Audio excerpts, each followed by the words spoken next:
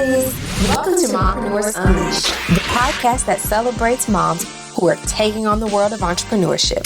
Join us as we chat with inspiring mompreneurs who are sharing their tips, tricks, and secrets to success. Whether you're a stay-at-home mom with a killer business idea, or if you're a working mom looking to turn your side hustle into a full-time gig, we've got you covered. Get ready to unleash your inner mom boss and start profiting like a pro.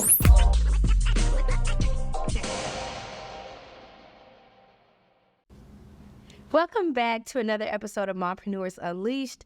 Today, I'm so excited to have a special guest with me. Would you like to introduce yourself? Yes, I am Jasmin Seapoe. I'm a maternal mental health therapist, life coach, author, and event curator. Awesome. So today, what we're going to be talking about is many things, right? Mm-hmm. But I really want to talk about maternal mental health. Tell me a little bit about your business and exactly how did you get started? Okay, so it's so weird. So as a maternal mental health therapist, I am a LAPC. So LAPC means I have a provisional license. So I don't have my own practice yet. Okay. Right now, I'm working under other practices to get my hours to have my own practice. I'm not far away.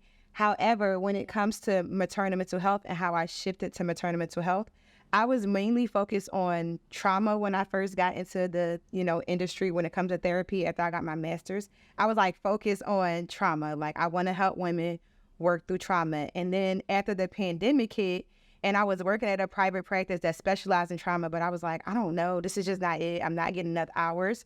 So I seen Keisha Reeves. She posted something on one of the sites that you go on as a therapist when you're looking for a job. And she was like, I'm looking for someone who's interested in maternal mental health. There had been a lot of birth trauma that had taken place in the hospitals as a result of the pandemic.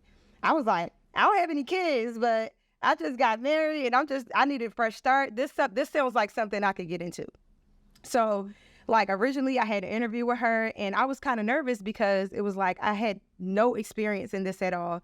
But she took a chance on me. So it's just okay. When I had to do consultations with moms, a lot of times people would ask me are you a mom yourself? And I would be like, no, but I can help you to the best I can. Therapists don't always have to have the same experiences to be helpful to somebody. So a lot of people was okay, I'm rocking with it. Some people was I'm not rocking with it. Mm-hmm. And then as I'm listening to these women talk about their stories and everything, how they had to completely change what they thought would be when they were getting ready to have a baby because of the pandemic, it was just I feel like I'm gonna get pregnant soon. So wait, I'm gonna stop you there. So when exactly did you get pregnant? I start working there January 2021 and I got pregnant in April 2021. Girl, that's because you was around all the moms. I know, I was around so many moms.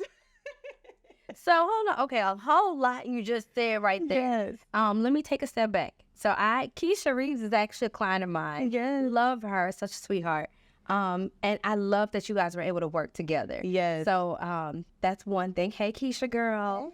Outside of that, though, I know you mentioned how the pandemic actually sparked a lot of change for you in just your trajectory when it comes to therapy. Talk a bit more about just some of the things you were seeing for moms, because I know there was the hospitals, girl, the restrictions, who could come in, the whole birthing process had changed because of COVID. So let's talk about that. Yes. So imagine you have to worry about the fear of actually getting COVID before you come to the hospital. Because if you do that, they're going to you want to deliver the baby and they're going to put the baby and you in a bubble. So you can't see your baby. Some people were only allowed to have one person. And if any complication happened, that one person you had to go. Mm-hmm. So it's just imagine now I'm all by myself with this baby. In my mind, from what I've seen for years, I always thought my mom was going to be here. I always thought my husband was going to be here. I didn't think I would have to do this by myself. You've seen the disparities in Black maternal mental health, or just a lot of the birthing space for Black women. These impurities that have always been here for years are now coming out. And there's a lot more Black women dying. There's a lot more babies dying because of this, because the people are not being cared for in the hospital. I don't know if you've seen Serena Williams' story, but that's kind of the gist of it. Is a mother complaining, I don't feel right. Something's not going right. And the doctor saying, you're fine. Yeah. And then it's oh no, I'm actually about to die and I'm not fine. Mm-hmm. So you've seen a lot of these stories coming out as a result of the pandemic because more doctors are overworked, more nurses are overworked. So it's just they're not really catering to bedside manner or any of these moms that are going through these transitions, like the biggest transition in your life, motherhood. So a lot of these moms are shattered by the time they get out of the birthing space. And then after dealing with the trauma of the birthing space, they have to come and deal with the 4th trimester trauma. I'm not sleeping anymore. This baby is screaming and hollering. Nobody's around because they can't come because of the pandemic. So I had to literally do this by myself or with my partner, who probably never even knew about babies and anything in the first place. I'm expecting, him to do a little bit more, but he don't know what to do. I don't know how to tell him what to do. Was any of your parents around for once the 4th trimester? Let's just say that. Were you able to have any in-home help when you had your baby? My mom came for 2 weeks. So when I had my son, it was 2021. So I will say, right when he was around the time he was born, it was the holidays. So it was a lot of spikes in cases. So it was kind of I was nervous for people to come, but my mom, she came we got her for a whole week. He came a little bit earlier than he was supposed to. So she had plans to stay for 2 weeks, but she had a work convention. And I'm actually glad she only stayed for a week, because I was freaking out. It's some people are I need as much help as I can get. And it's for me, it's these people don't live near me. I got to figure out how to do this by myself. So it almost made it more uncomfortable when everybody's around. You need to sleep, you need to do this, and they're doing all the work for me. I didn't like it like that. What's interesting about that, and I totally resonate with that, because for one, you need peace, you need rest. And when there's a lot going on around you, not saying you don't need help, right? Because you definitely want your spouse, or if mom can come.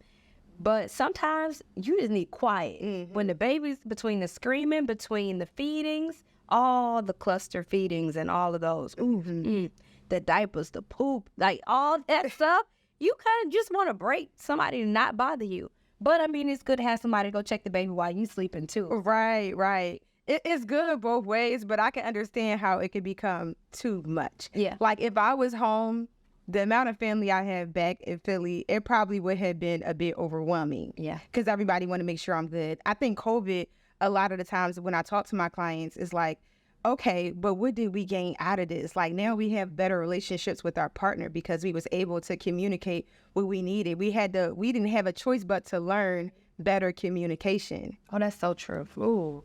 So when it came down to 2021, that summer, no, not summer, you have a New Year's Eve baby, first New Year's Eve.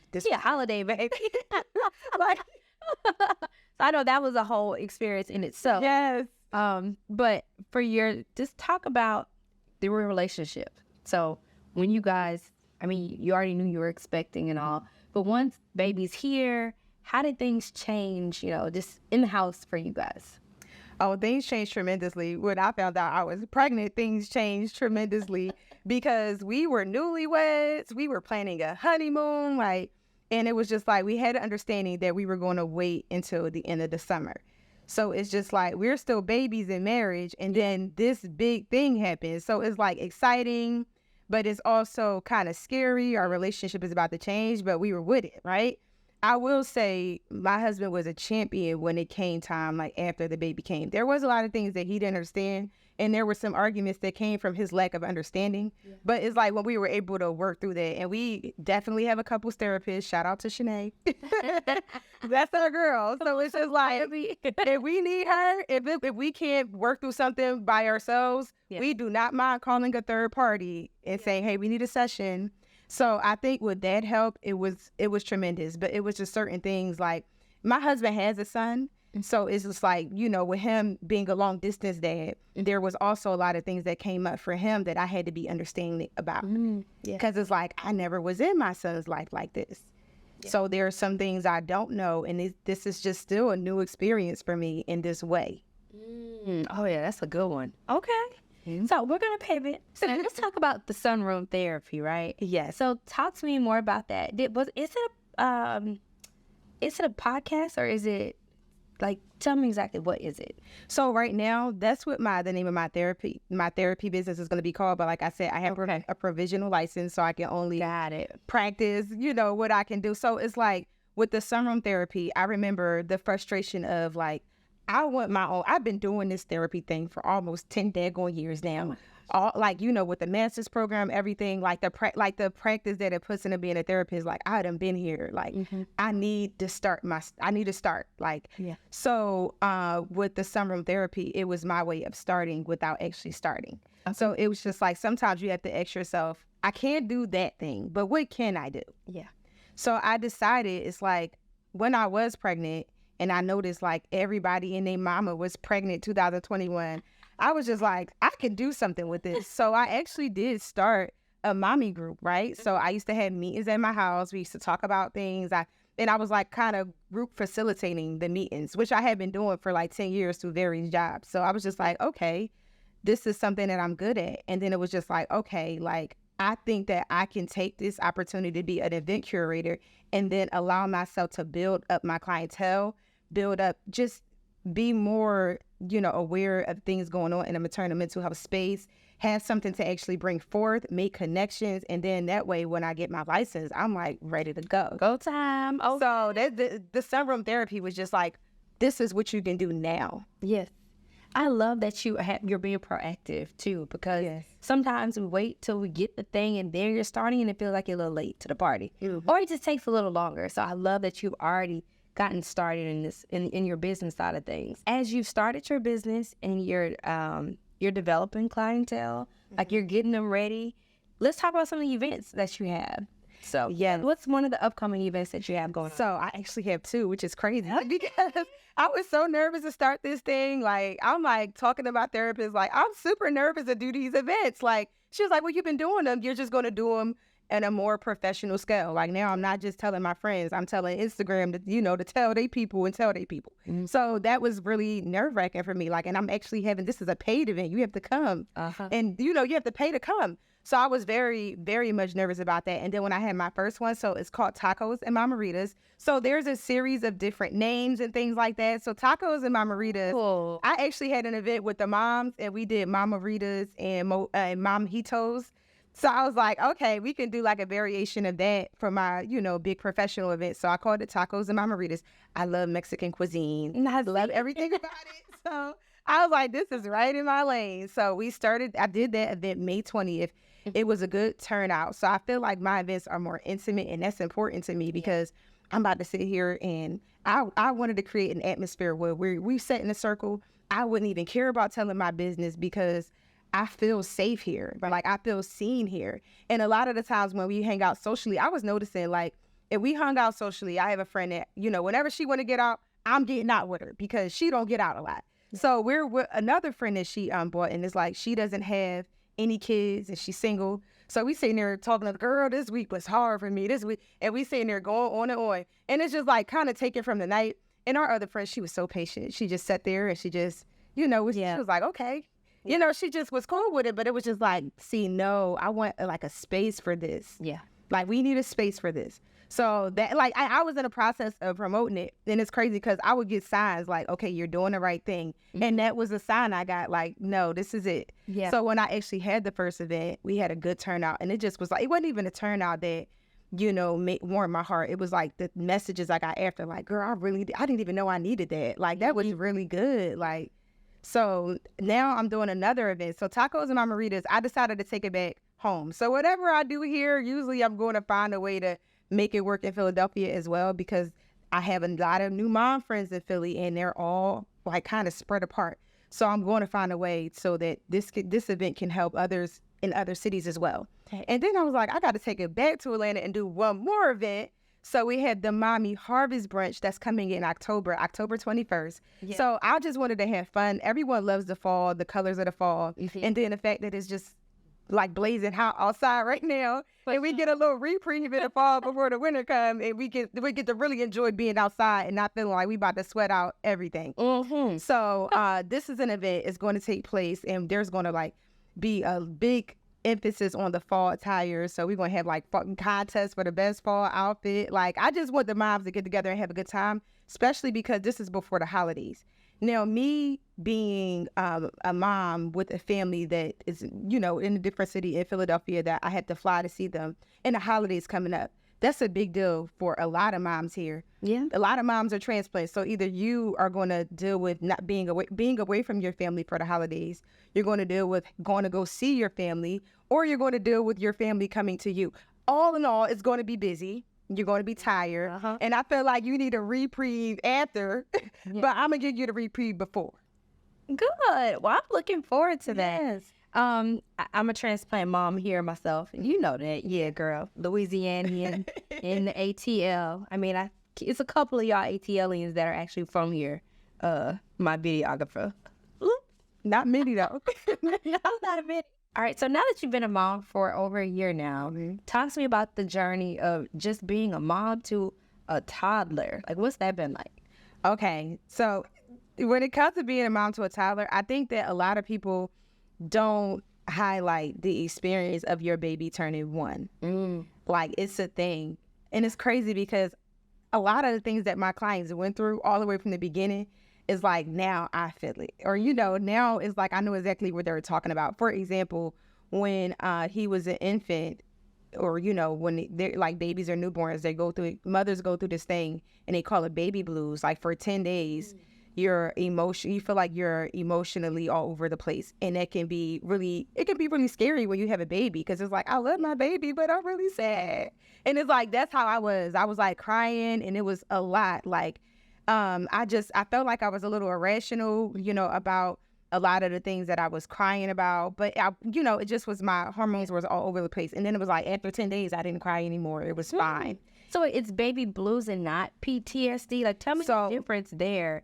Because I'm a little unfamiliar. PTSD, postpartum depression disorder, that is when it lasts longer than 10 days. Okay. So the crying spells, everything like that lasts longer. So that's the clear distinction. So mine lasted 10 days. And I feel like leading up to the 10 days, I was fine. And then people weren't coming over as much. So I was able to like process all that. So it's like, that's just an example of like, a lot of the stuff is the same, just in different ways. You have a different kid, but a lot of the experiences you go through are the same. So, after going through all of that, and then it's experiencing the love and all of that, the joys of toddler, of infancy, and then move into toddlerhood, the hood, child. I know I just yelled into the mic, but babe, hey, woo. Prepare yourself. You're early in it right now, so prepare yourself. Exactly. The walking, and then not only the walking, the walking and just the child, like everything. It's the whole development challenges as well. Because you don't want, you're gonna love your child anyway, but you want to know if they are neurotypical or if they're not. Yeah. Like that's something that I feel like is on moms. And I don't think it was I don't think it was anything I was anxious about before, but then it's just like, after seeing all of these children being diagnosed with autism and things like that, it's just like, I don't want to be anxious about it, but at the same time, I want to be on top of it, right? So when it came to that, like, it's like, you're not drinking out of a sippy cup yet. It's just like, you put so much pressure on yourself. Make sure y'all got y'all a good doctor, okay? Because when I go to the pediatrician, I feel like I had to switch. So my first pediatrician, I felt like she put a lot of anxiety and fear in us. Okay, he's not eating enough. He needs to eat more. You need to feed him more. And it's just like, I can't force the child to eat. Yeah. So going to my pediatrician, and I'm like, look, the boy got a crazy diet, okay? It's baked beans and meat. That's all he want to eat. I can't get him to eat a vegetable or fruit. I don't know what's wrong. I don't know what I can do better.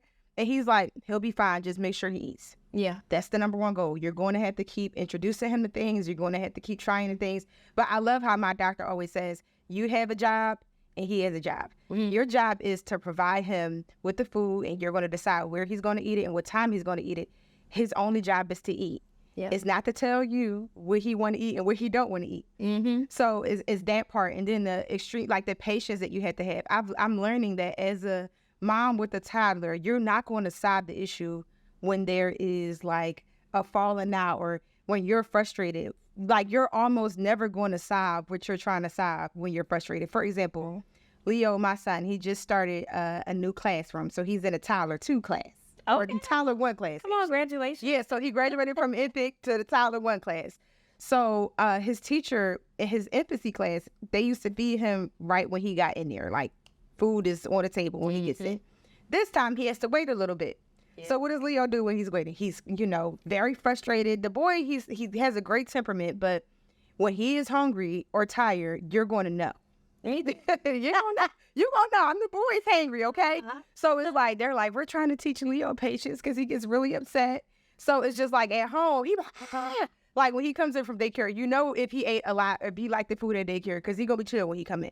But if not, he's going to be screaming because he wants more food that he likes. So it's just like, I'm like, Leo, get it together, stop all that screaming. And it's like, I hate when your partner, right? He's like, He was like, whatever you're trying to accomplish with him, if you're trying to teach him patience, that's going to be real funny to do if you're not being patient with him. Right. And so it was like, okay, Leo, I'm coming out with the food now. So it's just like, you get frustrated because the way that you thought worked, the way that your parents did, it's not working for these no limit soldier pandemic babies. It don't work. Yeah. He don't care if I yell. But wait, I'm so happy you brought that up because, again, the way we were raised and the way we're raising our kids today with this gentle parenting, because, again, I didn't think I was going to be a gentle parent. I just thought I was going to be me as a mom, right? Yeah. And, again, I don't know how your upbringing was. Mine was real strict. Either you ate what was on the table. If you didn't, you went to bed, sleep. You went to bed early. The same thing. You drank some water. That was all. That's all you can do. I tried that with Elijah one time, baby. I mean, he screamed. I was like, "You gonna eat these spaghetti?"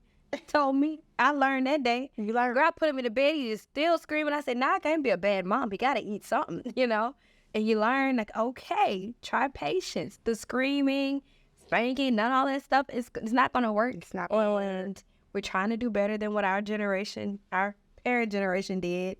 So that's a whole nother thing. Right. I will say, like, when it comes to, I hate that, like, when I was pregnant, even like after, I had to like unfollow certain pages on Instagram because it's like these moms with these, like, everybody has a different kid, right? Yeah. So it's just like your kid, you have to learn what works for your kid when it comes to parenting. Yep. Like, I see my cousin, she said, I can't hit him or nothing, but if I tell him to go on the step, he goes on the step and he's upset about it. He does what I want. So I'm like, step works. Yeah. I need a step.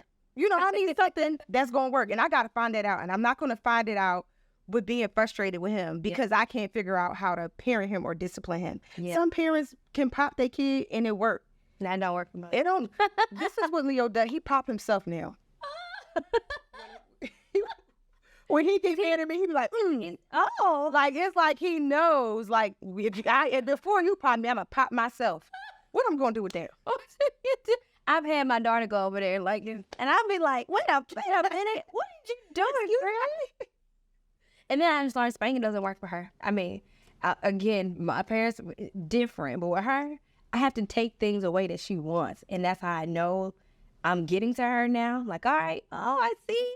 No snack? Oh, no cake? Oh, bet. I got you. Yep, I know that. Real good once I hit that no snack. Oh, it's over. Right. And then and then it's like you might have to switch it up in the future, but it's good for, I got your spot now. Yep. You just got to learn the child. You got to learn your child. And it could be night and day. So, like, if y'all decide to do another one, just, you might be having it easy with Leo. You never know. That's what I think. And that's what I'm scared of.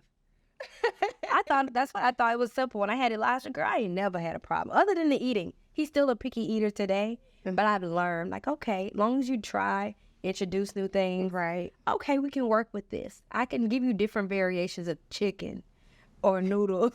Yeah, it's different kind of bread. That's it. That's all he eating. But the other one, she only eats vegetables. She only wants vegetables. Wow. She tries to give the meat to her brother. Like, you eat this chicken. I don't want it. She came to me crying yesterday. She said, I tried to share my chicken with Elijah and he didn't want it. Oh, this is yours. Right. So, but yeah, no, they can be night and day. So, hey, I'm praying. I know. Okay. Not claiming that y'all having one right now. I'm just saying, I'm just putting it out there. Right. If y'all decide to in the future. No, we do actually want to start planning next year. Like I told him, I said, I need another summer. Wait, so without being pregnant. Oh, okay, I got you. Babe. Without being pregnant. So I just want a summer without being pregnant, and then whatever happens.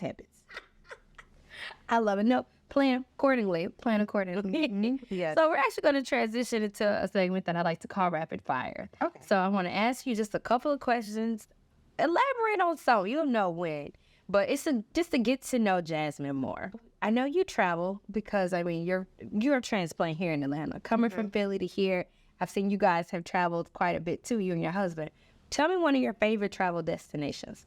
Greece, Santorini. I remember those photos you guys took there. Okay. Tell me what you liked about it the most. I love the food. I love the people. Sometimes when you go to Europe, people are not all that nice to you when they know you're American. Yeah. Those people were so lovely to us. And I was pregnant there. So, you know, people already spoil you when you're pregnant.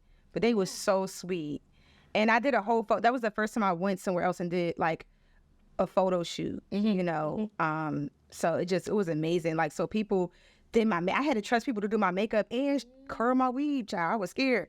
Oh, that is a bit of a challenge. That Russian lady that in there and she slayed my face and my hair. And it was just like, girl, like that was really, I was not expecting that. And it was like, wow, when I came back here and I came for I did my baby shower in Philly. I'm like, man, like Russian girl did a better job than this black girl that I don't even look like myself. I'm just saying. Okay. Well, cool. Come on, Santorini. What's your favorite way to unwind and relax after you've had a busy day? Wine. Well, you're my kind of girl. Yes, wine, and I love my sunroom. So that's what I named the sunroom therapy after. Okay. When we were looking at houses and we were looking at my house, I seen the sunroom in the back, and I was like, this is going to be my vibe right here. So I got my little couch in here, and yeah. I love how you tied in your favorite place in your home to your business. Yes. So beautiful. I love that. I love it. What's the interesting facts about you that people don't know? Most people don't know. That most people don't know. An interesting fact. I would say I've changed in a way where I was just thinking about this yesterday. I'm not the fun one in my relationship like I used to be. I was a party animal out here, but I'm not anymore.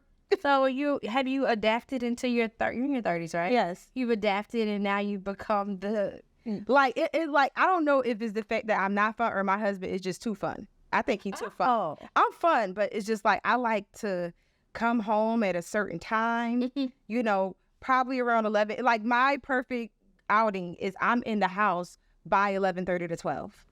I know. Oh my gosh, girl! It's giving grandma, but I'm gonna have a ball while I'm out, and then I'm gonna be like, I'm ready to go. So you know what? Like, all right, do you even like kind of switch your shoes up by the time you're in the car too, or before you get in the car? And then if you went out in heels or you flipping the flats, you know? I may one time, but you know what? You know something about me. I always tell people when I go out, they be trying to dance and all that. I'm like, look, I like to sit down, have my drink, and talk my ish. Y'all doing a little too much for me. So that's how I am when I go out. So it's just like I can keep the heels on a little cute and not getting up doing too much. That's how she said with your feet through the night. I got it. What do you have any hobbies or interests outside of work? I would love to read more. I love reading. I like reading inspirational memoirs, which is why I wrote one, Walking on Cold Water.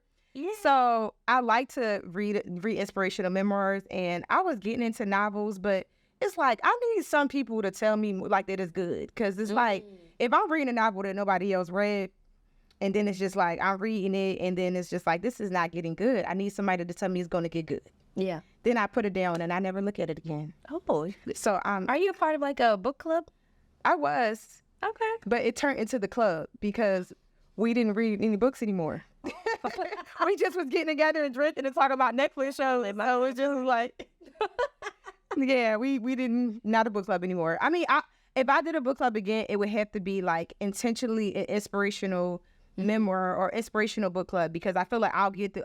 Just because if it's connected to God or anything, I feel more purpose and I feel like more, I don't know, motivation to read through it and to finish it. Yeah. So that's why it's like it got to be inspirational books, because if it's like a novel, it's like I don't feel any motivation to finish that. Right. Okay. What is your go-to productivity tip or hack that you would share? I would say start your morning off right. And what's that look like? Tell me, what does a day in Jasmin's life look like? If you run it down from the moment you wake up to the time you hit the bed, what that look like? Okay, so for me, I like to work out. Like, it's like before it was a thing where I'm trying to lose weight, but now it doesn't, like as you have kids and things like that, I realize if you're doing it to lose weight, then stop doing it, because You got to get your diet together. So for me, it's like, it's not about the whole weight thing anymore. And that helps me take the pressure off, because now I'm just thinking about, maybe I should think about having fun during my workouts. So since 2016, I have been kickboxing. Oh. I love kickboxing. So I found a gym that's not too far from me. So I kickbox, and then I don't want to get tired of kickboxing. So I do Orange Theory, which is like a nice little fitness class. I do Orange Theory like maybe once a week, and I do kickboxing 2 to 3 times a week. Okay. So me, kickboxing helps my mental health. I feel like I'm more patient when I'm able letting to out all this, like 100 times. Like, I'm just a little bit more patient after doing that, letting out all the frustrations. So doing that. Also, if I don't do that, a habit that I started back in 2016, I used to get up and I used to pray. And it's like my prayer routine. I pray every day, but when you're a mom, your self-care, it changes. Yes. But like, that's like a goal of mine. Like, I want to get back. I used to wake up at 6 o'clock in the morning, and I used to go ahead and read my Bible a little bit, read a devotional. I'm a devotional girl, because sometimes reading the Bible can be confusing to me. So I'll do a chapter, and then I'll look at my devotion, or I'll look at my devotion and be like, what chapter are they talking about? Let me go look at that. So I'll go ahead and I'll do that, and I'll have some gospel music playing. I might pray, meditate, close my eyes, and just listen to the music. So I used to do that for about a half hour to, 40 minutes a day. And I feel like that was like my best days. Like, very productive, kept me peaceful. What does that look like today, though? Now it looked like me in the car praying on the way to drop Leo off to school. But I'm getting it in some kind of way. And that's why I tell mom, they're like, I can't do my routine we created. I'll be like, well, go ahead and pray in the shower. The Lord hears all. Now's the time to pivot, though. Like, you adjust as your child gets older. I mean, you have to find a schedule that's going to work for you. Right? Yes. So that means I've been hearing it more, that I've had other guests talking about their mornings. Girl, I'm getting there. They waking up earlier. That might be 5:30 for you now, maybe. I don't know. But trust me, what time does he go to school, by the way? Oh, he goes to school at 8. Okay, so he's there for 8. When are y'all usually out the door? Like, we work from home, which is a blessing. Oh, good. So y'all get him out, and then you can come back to the house, and then kind of really start your day. Exactly. Oh, that's good. That's good. That's a good set of balance. Okay. Yeah, and that's what I'm saying. Like, when it comes to my hours, I'm also like real particular about where I work, because I need to work from home. Because I'm not going to get my baby and my husband used to the schedule, and I'm used to the schedule, and then I change it. So with being very particular, there are sacrifices you have to make when you're particular about working from home. Like, yes, I may not, get the job that's going to give me all the hours I need in a short amount of time. It might take a little longer. Right now, it's looking like the beginning of next year, which is fine with me. It could have been the end of this year if I, would get a job that would have me there for 8 to 10 hours a day, but I don't want to do that. I mean, also, you have a family now. Exactly. So. Yeah. So it's not about me. Yeah. Well, I have had such a great conversation with you today, Jasmin. Can you tell the people, where can they follow you? Okay, you guys can follow me at the Sunroom Therapy. That's just how it's said, the Sunroom Therapy. And also JR Seapoe. It's my personal page, but everybody can see what's going on. I'm going to make sure to tag both of those. Yes, and I also have a website, www.jrseapoe.com. All right. Thank you so much, Jasmin. And this has been another fun episode of Mompreneurs Unleashed. Catch us next time, and we're out.